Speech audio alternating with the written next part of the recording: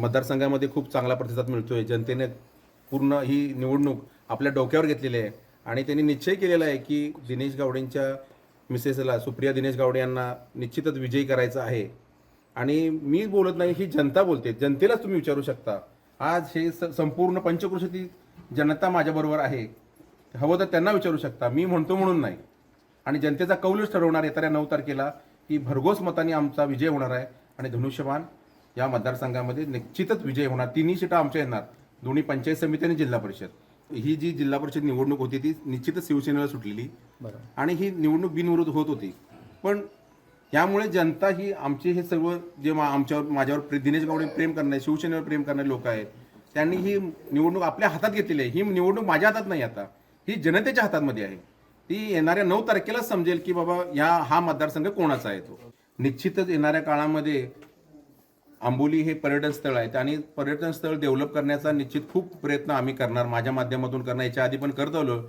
निश्चितच आमचे नेते आदरणीय दीपकभाई केसरकर असतील, निलेश राणे साहेब असतील, नारायण राणे दादा असतील, दादांच्या नेतृत्वाखाली आतापर्यंत अनेक दादांनी कोकणाचा एवढा विकास केलेला. येणाऱ्या काळामध्ये आम्ही दादांची साथ घेऊन निश्चितच यामध्ये विकासात आणखी भर करू आणि येणाऱ्या काळामध्ये लोक मुंबई, पुणे, गोवा या ठिकाणी रोजगारासाठी जाणार नाहीत.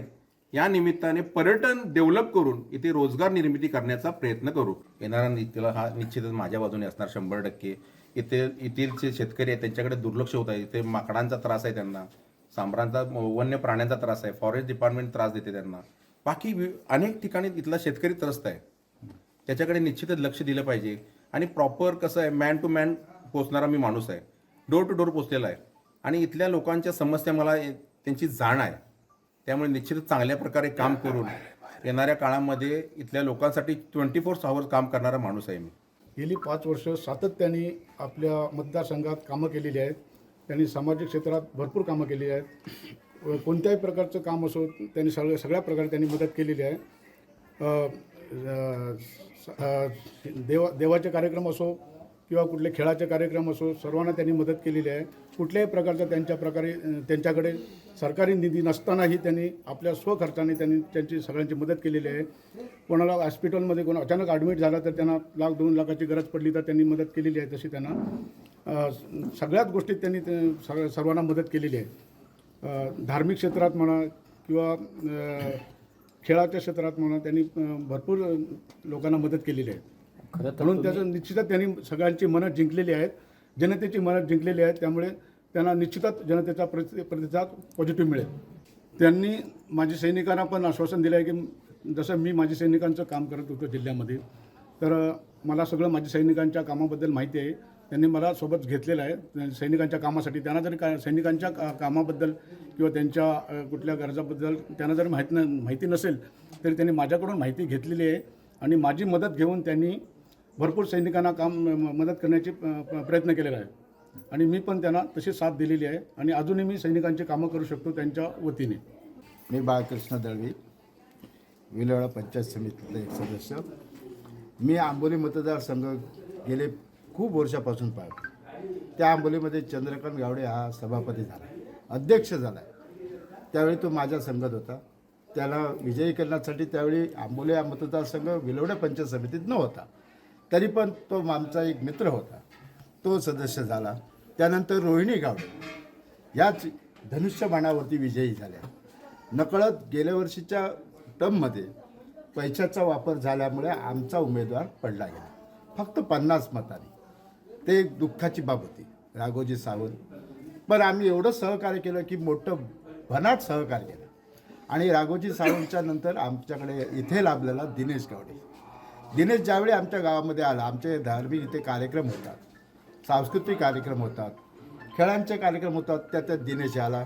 दिनेश येता बरी आम्ही मूर्ती पाहिली, मूर्ती देखणी दिसली, त्याच्यामुळे आम्ही तिला फुलं वाहिली आणि आमचं आम्ही करून घेतलं. त्याच वेळी आम्ही दिनेशला सांगितलं होतं की काही झालं, कुठेही काय झालं तरी तू आमच्या ह्या मुलांसाठी, तरुण पिढीसाठी तू उभा राहिलाच पाहिजे होता. पण नियतीचा खेळ बदलला आणि आरक्षण म्हणून लेडीजला आलं. महिलांना तर आम्ही दिनेशला आग्रह केला, तुमच्या सौभाग्यवतीला तुम्ही उभं करा, आम्ही तुमच्या पाठीशी आहोत. असं आम्ही त्याला आश्वासन दिलं. आणि खरंच माझ्या विलवड्या गावातील सगळी कुटुंब दिनेशच्या पाठीमागे आहे. आणि आम्ही कधी रात्री अपरात्री फोन केला तरी आम्हाला धावून येतो. त्याच्यामुळे आम्हाला कुठल्याही मोहाची गरज नाही, माणसाची गरज आहे. आणि माणूस हा चांगला आहे हे समजूनच आम्ही त्याला उभा केलेला आहे. त्याला आम्ही विजयी करू असं मी आश्वासन देतो. मी तानाजी कोणशी गावचा म्हणून मी शेतकरी आहे. पण दिनेश गावडे आमच्याकडे जेव्हापासून आले तेव्हापासून आम्ही म्हणजे आम्हाला त्यांनी जे काम म्हणजे आम्हाला सांगितलं ते काम त्यांनी केलं. म्हणजे आत्ता ते उभे राहिले म्हणजे त्यांची बायको उभी राहिली. पण आम्हाला पहिलं काही माहीत नव्हतं हे कसे आहेत काय आहेत काहीच माहीत नव्हतं. तरी असून आम्ही आता त्यांनी जी आमच्या मंदिराकडे जी कामं आणली त्याच्याबद्दल काही प्रश्नच नाही आहे. त्यांनी केलेली आहेत कामं आणि आता ह्याच्यापुढे सुद्धा करतील अशी आम्हाला अपेक्षा आहे. आणि आम्ही त्याला निवडून देणार धनुष्यबाणाला. भाजपने ह्या मतदारसंघात स्वार्थ केलेला आहे. जेणेकरून याच्यापूर्वी सुद्धा आमच्या पंचायत समितीवरती सुद्धा स्वार्थ केला होता. पैशांचा पाऊस पाडून नको तर वास्तविक सेनेला ही सीट सुटली होती. तुम्ही जर युती केलात तर मग धर्म पाळायला पाहिजे होता. मग त्यांनी दादांचा सुद्धा विचार मांडला नाही. त्याने रवींद्र चव्हाणांचा म्हणजे साहेबांचाच विचार मांडला. आणि BJPला एवढं असं वाटतं की माझेच सगळे आले पाहिजे. हे चुकीचं आहे. ह्याला निवडणूक म्हणत नाही. निवडणुकीसाठी तुम्ही जर युती केला असाल तर युतीचाच उमेदवार निश्चित उभा केला पाहिजे. आणि दुसरं म्हणजे त्यांचे सामनेवाले आहेत ना महाविकास आघाडीवाल्याला यांना दिनेश भाईंना सांगितलं तूच उभा राहा, आम्हाला तुझ्यासमोर उमेदवार करायचा नाही. आणि नाही केला त्या लोकांनी. महाविकास आघाडीने पण उमेदवार उभे केला नाही केला. ह्या मतदारसंघात दिनेशला सांगितलं तुला आमचा सपोर्ट आहे. मी पण एक महाविकास आघाडीतला कार्यकर्ता आहे. मी पण सांगतोय की दिनेशला सपोर्ट करणार. हा एक प्रश्न आहे. पण हे BJPने जे केले वर्तन आंबोली मतदारसंघात ते चुकीचं आहे. असं होऊ नये. वास्तविक त्याचा परिणाम दुसऱ्या जिल्हा परिषदच्या निवडणुकीमध्ये सुद्धा होणार. अन्न मतदारसंघ आहेत तिकडे पण परिणाम होणार. ते लोक रुसलेले आहेत. मग ह्याच्यामुळेच जनता खवळली. नाहीतर BJPचा याच्या पूर्वीचा पंचायत समितीचा उमेदवार निवडून आला आहे त्यावेळी एवढी खळबळ नव्हती. आता खळबळ उडण्यामागे काय तर मतभेद. ओके की दोन पक्ष एकत्र सत्तेत वावरतात नांदतात. मग असं का म्हणून लोक म्हणतात की जेणेकरून असं नाही आम्ही जसे पूर्वी होतो तसे शिवसेनेकडेच राहणार. म्हणजे आता ही खऱ्या अर्थाने जनतेच्या प्रतिष्ठेची जनतेचा लढा आहे. जनतेने लढा दिलेला आहे. त्याला निमित्त दिनेश आहे. दिनेशला पुढे करून हा लढा दिलेला आहे. उद्या जर कुठलाही परिणाम होते आम्ही मागे हटणार नाही. आमचे तारणहार म्हणून दिनेश गावडे आहे. गेली 3-4 वर्ष दिनेश गावडे सर आम्हाला धार्मिक असो की कुठलाही आपला कार्यक्रम असो आम्हाला ते सहकार्य करत आहेत. त्यामुळे आम्ही त्यांच्या पाठीशी आहोत. आमचं मत शिवसेनेलाच असेल. माझं नाव दिनेश सावंत, देवसू माजी सरपंच. आता आमचे शिवसेनेचे 2 उमेदवार आहेत, सुप्रिया वहिनी आणि दीनानाथ कशाळकर यांना आम्ही भोरग मताने निवडून देणार आहे. कुठच्याही परिस्थिती निवडून येणार म्हणजे येणार आहे. आणि हे उमेदवार पण शेतकरी आहेत, त्यांना त्या सगळ्या प्रश्नांची जाण आहे. त्याच्यामुळे त्यांना काही वेगळं सांगायची गरज नाही. जे काही प्रश्न आहेत ते त्यांना माहितीच आहेत मूलभूत. ते त्यांना सोडवते प्रयत्न करणारच आहेत निवडून आल्यानंतर. आता पण आजूपर्यंत ते करतच होते. पण आता त्यांना एक हक्काचं व्यासपीठ मिळणार आणि त्यानंतर ते प्रयत्न करणारच आहे. आणि प्रत्येक वेळी इथली जनता शिवसेनेच्याच पाठीमागे होते. फक्त मागचा एक टर्म सोडला तर ती भाजपकडे गेली होती. नाहीतर ती प्रत्येक वेळी शिवसेनेच्याच मागे आहे. आता पण शिवसेनेच्याच मागे राहणार आहे. आणि शिवसेना परत माणूस म्हणून एक दिनेश गावडे साहेब आमचे त्यांच्या पाठीशी आणि दीनानाथ कशाळकर यांच्या पाठीशीच राहणार आहे. दिनेश गावडे ते सध्या 3 वर्षाचं इथं भरपूर काम केलेलं आहे. सगळ्या शेतकऱ्यांसाठी प्रयत्न त्यांनी केलेले आहेत. मी पण सत्तेत असून सुद्धा ज्यावेळी सत्ता आपली होती त्यावेळी युतीची सत्ता असून मी पण उपोषणावर काजू हमी भावासाठी उपोषणावर बसलो होतो. सावंतवाडी येते सगळ्या माणसं शेतकऱ्यांना घेऊन. त्यामुळे मी पण एक शेतकरीच आहे. यापुढे मी शेतकऱ्यासाठीच काम करेन ही ग्वाही देतो. माझं नाव सोनू अर्जुन दळवी. कसा प्रतिसाद मिळतो इथला स्थानिक आहात तुम्ही?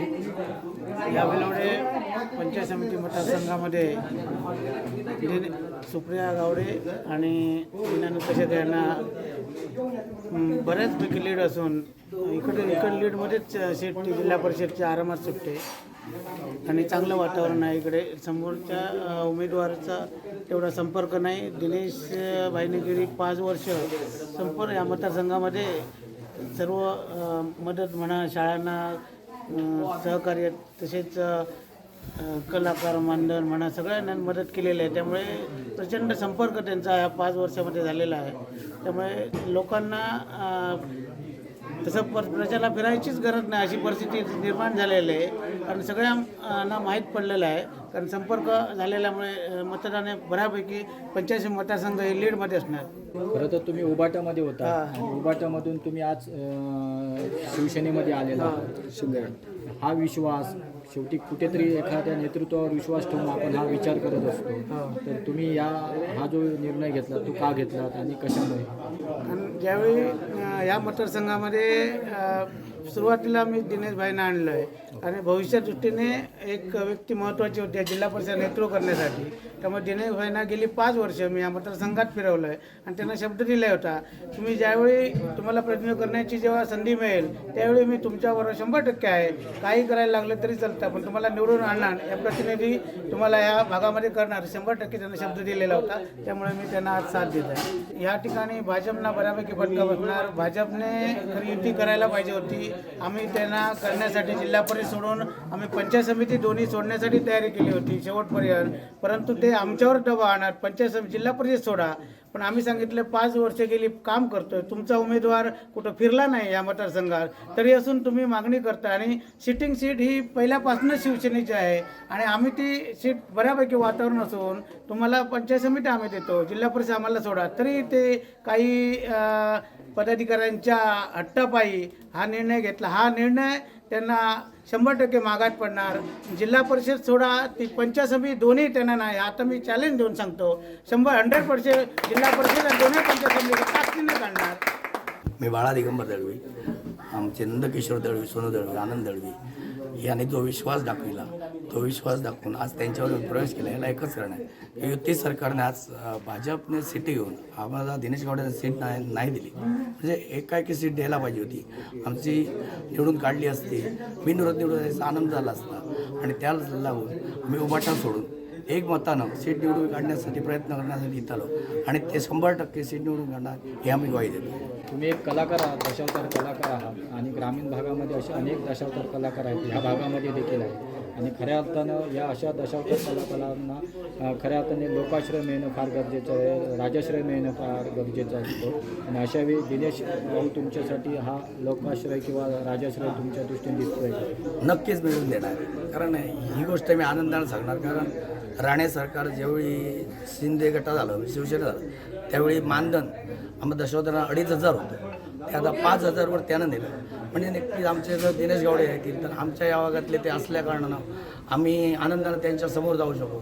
आणि कोणताही आमचे जरी गोष्ट असली तरी त्यांच्या कानावर घातल्यानंतर आज ते एकाही उमेदवार नाहीत, कोणत्याही पक्षात नाही. म्हणजे पद कोणतंही नसताना प्रत्येक कार्यक्रमात ज्या आम्हाला मदत करतात, पद मिळाल्यानंतर नक्कीच करतील ही मला आशा आहे. आणि त्याचमुळे त्यांच्या सदैव पाठीशी राहणार ही आम्ही ग्वाही देतो.